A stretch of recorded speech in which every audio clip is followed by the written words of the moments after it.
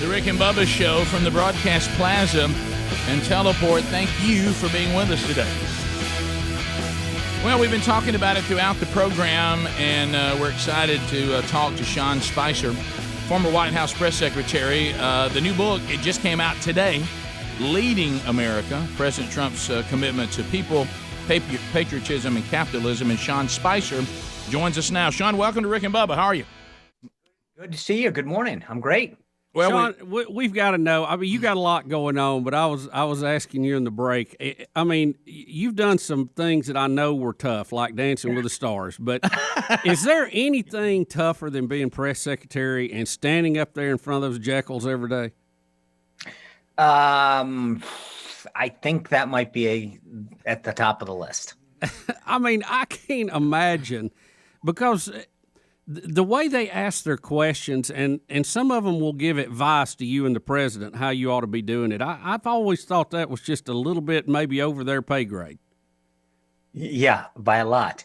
They, in fact, in the book, I write a whole thing about how these journalists are born and bred and sort of journalism school and what they're taught. And when you read it, and it was funny in researching it, I hate to say this because I've been doing this for 25 years, but in researching the book, I was like, I get it now. When you go to school and you're taught that, you know, some people are bad and some people are good, and that your objective as a journalist isn't to tell the facts, but to change the world, quote unquote, which is what the mission statement of a lot of these schools are. And you read the professors and the curriculum and the things that they're getting, it actually makes a lot more sense.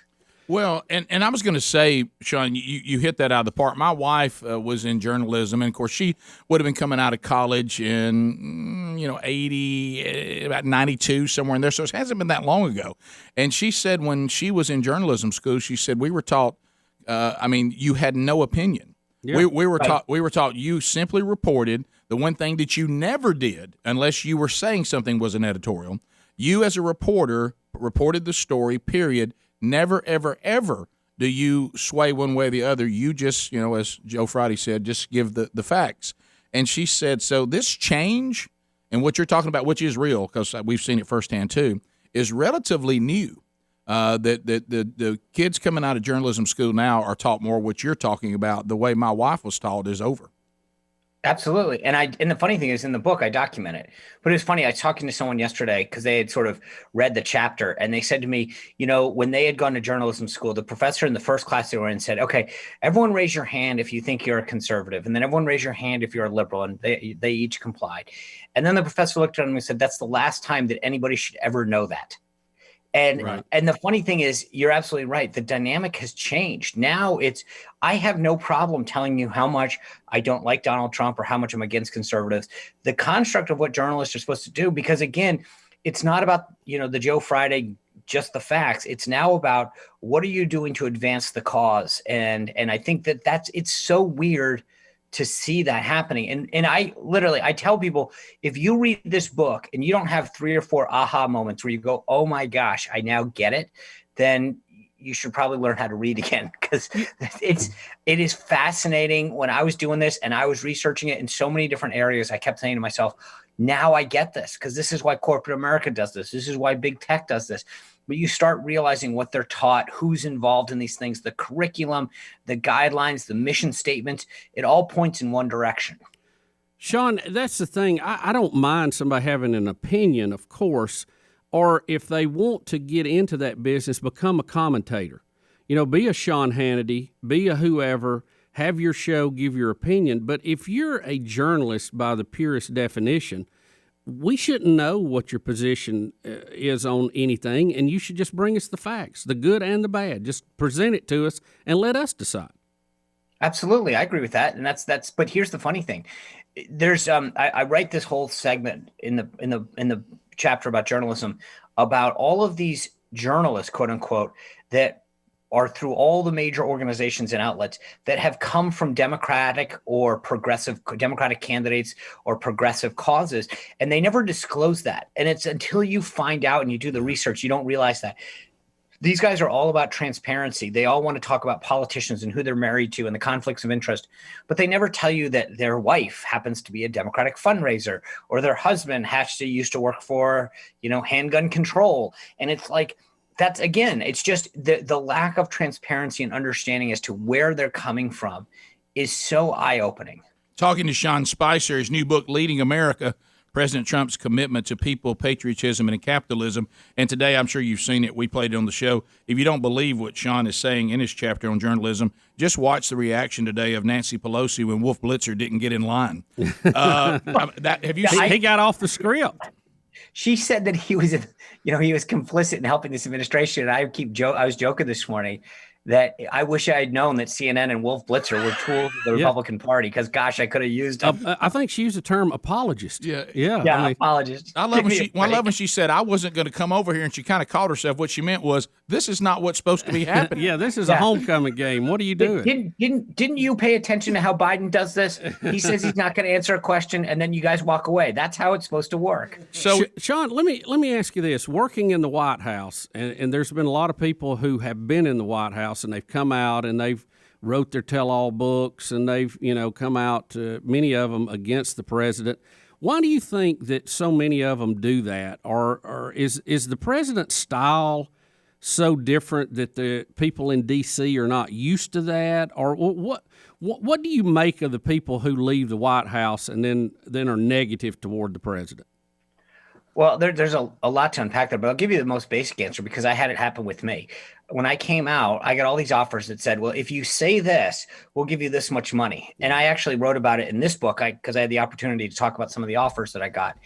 And I was like, well, that's not who I am. I'm not. And they were like, yeah, but we could get you more for an advance if you're willing to say the following stuff.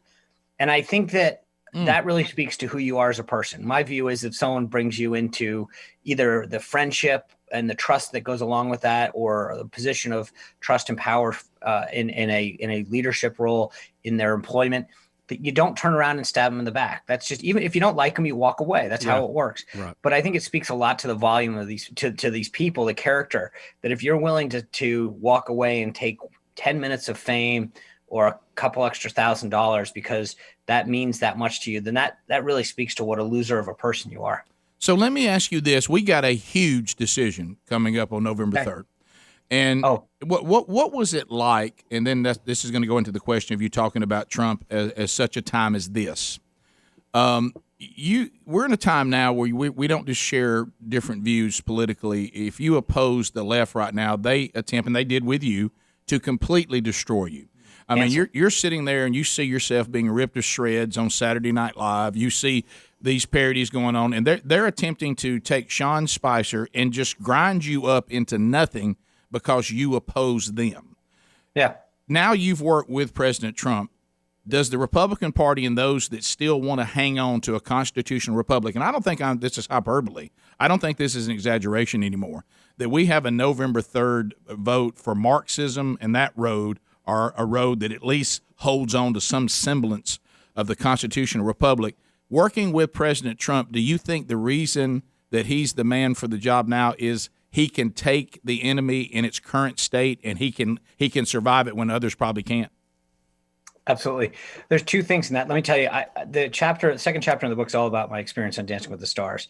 And you should see some of the stuff that is written about me. Unbelievable. Because I, quote, supported President Trump. All they asked the other cast members on the show about was, what's it like to work with him? Like I was some kind of zoo animal that you would pet. And I think it just speaks to what you were just saying, that there was this idea that, well, you worked for him, so therefore you are a bad person. You can't be redeemed. I kept talking about how I was on this redemption tour. And I joke in the book that, I wonder if I can get some passes for the tour, because 3 years after I left, I was somehow suddenly on a redemption tour. But to the other part of your question, look, this president sticks up and does what he needs to do to get things done. And he doesn't care about the pundit class, the press, the donors, and the lobbyists. He gets the job done. And I think that it puts a wrinkle in the whole fabric of what these folks stand for. They're used to being sucked up to. They're used to having someone be complicit with their agenda. And finally, he is actually sitting back, getting results, and doing what he said. The thing that's so funny to me is one of the biggest objections is that he kept his word. He pulled out of the Paris Climate Agreement. He pulled out of the Iran nuclear agreement. He moved the embassy to Jerusalem. All of these things were supposed to upend the world and create massive strife. And yet they haven't done any of that. But what you do have is a politician who promised a bunch of stuff and actually delivered on it. And I think that's so unique in this town. We're about out of time, Sean, but let me ask you to look in your crystal ball. What's going to happen November 3rd? I think it's going to be close. It concerns me, some of the trends that I'm seeing right now. And I think, you guys just put it perfectly. If you don't understand that if Joe Biden wins, I've been doing this a long time, there's no scenario that I can come up with that he doesn't take a Democratic Senate with him. And that means in 2 years, they will have full access to institute the far left radical agenda that Alexandria Ocasio-Cortez and Bernie Sanders have been yearning for. So if people don't understand what's at stake between the president's policies and the Harris-Biden administration, they have a problem. And everyone needs to do that. But we won Michigan by 10,700 votes, Wisconsin by 24,000, Pennsylvania by 44,000. This was a close election last time. It's going to be close again. Every vote's going to count. And every person that sits on the sideline is complicit in allowing this socialist agenda to be ushered in. Sean Spicer, thanks for the time today, brother. And Thank you, Sean. And the books Bubba, everywhere. thank you, and give it a read as you move to November 3rd. Have all the information from somebody who has been on the front lines. He can tell you exactly what is and isn't happening. Leading America, President Trump's commitment to people, patriotism, and capitalism. Available everywhere books are sold.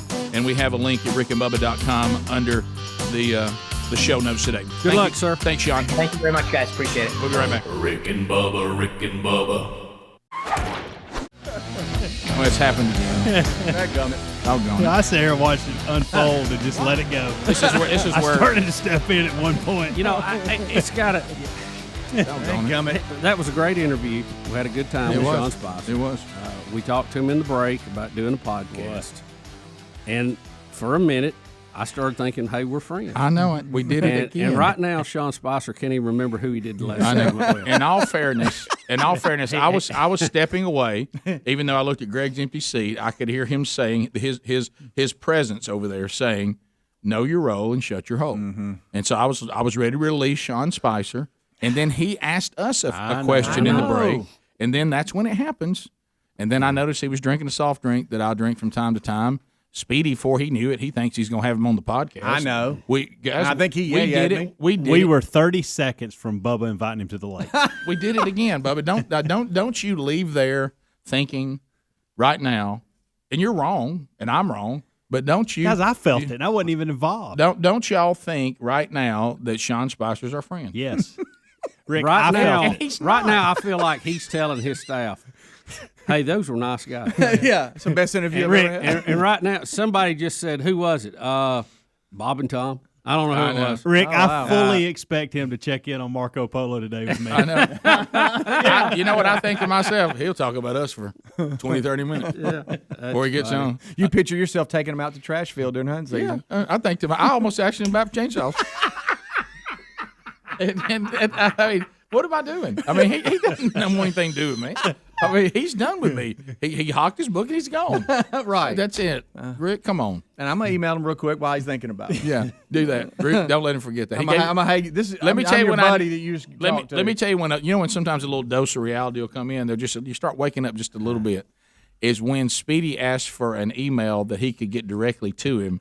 For Rick and Bubba University, and he said, "Do this email contact." Oh, yeah, that's could never anything good. be more generic? So I thought, you know what that is? That's yeah. Yeah. Oh yeah. Let me get And you he's over there thinking, where there's no way that these two guys.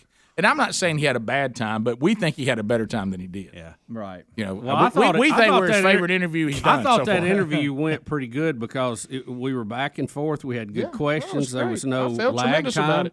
And he had some good answers. I'm thinking that like on tonight's Spicer and Company on Newsmax, he'll go, I was doing the show this morning. Met some great guys. Yeah, I think he's going to reference us on another show.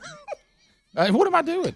I mean, don't you learn Rick, from the past? No, Rick, that doesn't even matter. They could reference you on a show today and then not remember you tomorrow. You know? Come on, Rick. We've had that too. I mean, Rick, just Remember Rick. when we thought Philip Rivers was going to call us every Oh week? yeah. Yeah. He wore a shirt on TV. Look now. he In did. all fairness to I Philip, gave him my toothbrush. Listen. I hadn't used it, but in all fairness to Philip It's- Rivers, it's on if us. if you wear a Rick and Bubba University shirt on the NFL channel, now see if you really build us up now. Yeah. I mean, I'm thinking we're tight. We're probably going to eat over the holidays. Oh, I need his relatives that listen to email me That again. time I showed up at his beach house down there close to where we stay, I thought to myself, he has no idea who I am. Well, His 9 kids are out Who do there. y'all think- I'm trying I to fit shouldn't in. say this. I know his mom and sister listen. Yeah, they need email. All right, who in this Well, I category? can't even get in touch with Hannity anymore. Who in this category He's changed his email. have we pulled off and we actually did turn into friends, and we forced our way in? That'd be nobody. How close is Brett Favre to that? I mean, Well, I won't say what he's, y'all, I will you've say done. this. he's not as close to me as I think I am to him. Well, Okay. I thought after we went hunting, we were going to be closer. I did too. I don't think I've talked to I him will since say then. this: I have had Brett a couple times. I text something, he texts something back. A few times. Not- How long Do you ago, just look at Rick? it? The last time was About a year ago. Yeah, it was at least a year. Yeah, see. I thought our first, and I'm not going to bring You that never, up again. you never haven't get tried, a hey, though. you never get a hey Rick, what are you doing? No. I heard you coming to Hattiesburg. I don't get those, Yeah, no. See that's not. and that's what friends do. Yeah, you're right. See, that's the thing. If I was anywhere around Bowlage, I'd hear from Wingo. Yeah. Yeah. Oh yeah. But the list, the list of people that we thought were friends and we've never heard from again, that's a long It's a big, real long list, tremendously long. And I'll tell you right now, who is fighting to be honest with us is Mike Huckabee, because I think I'm closer to Huckabee than I am. Oh, really? That's another one. I have been. Now we have booked him for a podcast. Yeah, but he didn't say how's Rick doing. Yeah. Is there some of you people that are in the medical profession? Is there a psychological We got a problem. thing that this is? I mean, is we there got a a name for this disease? Do you know?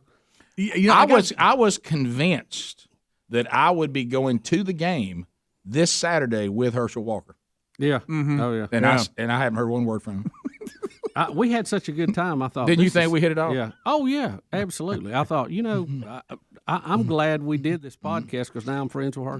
has any of them ever asked for your cell versus us asking for theirs? No, never. No. I've never had one person say, "Burge, why I got you? What's the number I can get you?" At? I will Never. say this. I can't even Rick, get Robbie Gallatin to call. I got a better chance of catching him on the ham radio than you do. Guys, good news from Sean. He did just tweet this out about having a good time on the show. Straight up. So well done. Thank you. Good. Rick and Bubba.